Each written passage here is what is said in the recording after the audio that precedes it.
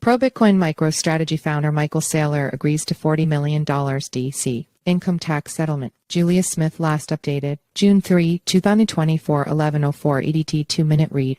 Outspoken Bitcoin investor and MicroStrategy founder Michael Saylor will forfeit $40 million in order to settle income tax fraud litigation brought against him by the Washington D.C. Attorney General's office, the agency announced Monday. MicroStrategy founder settles D.C. income tax fraud case for $40 million.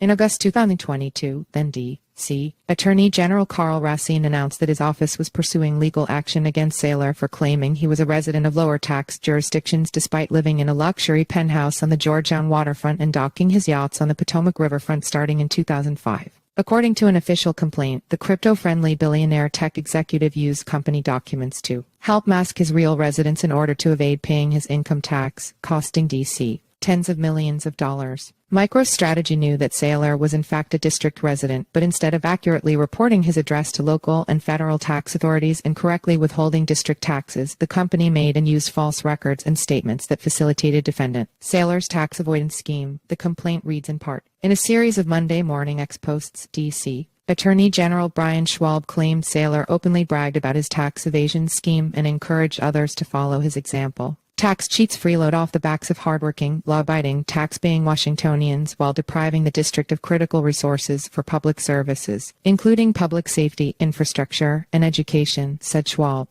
No one in the District of Columbia is above the law, no matter how wealthy or powerful they may be. Michael Saylor executing MicroStrategy's Bitcoin efforts, value up 5%. Despite being the largest income tax recovery in D.C.'s history, the MicroStrategy founder continues to deny any wrongdoing in the case. Florida remains my home today, and I continue to dispute the allegation that I was ever a resident of the District of Columbia, Saylor told the New York Times. I have agreed to settle this matter to avoid the continued burdens of litigation on friends, family, and myself. Saylor, who is currently worth $4.8 billion, has long been a proponent of digital assets. In 2020, the former MicroStrategy CEO invested hundreds of millions of company funds into Bitcoin. By August 2022, he resigned from the position in order to take on the role of executive chairman in order to further focus the software company's efforts on Bitcoin. Amid news of Michael Saylor's income tax settlement with the D.C. Attorney General, MicroStrategy stock was up by around 5% Monday morning. Follow us on Google News.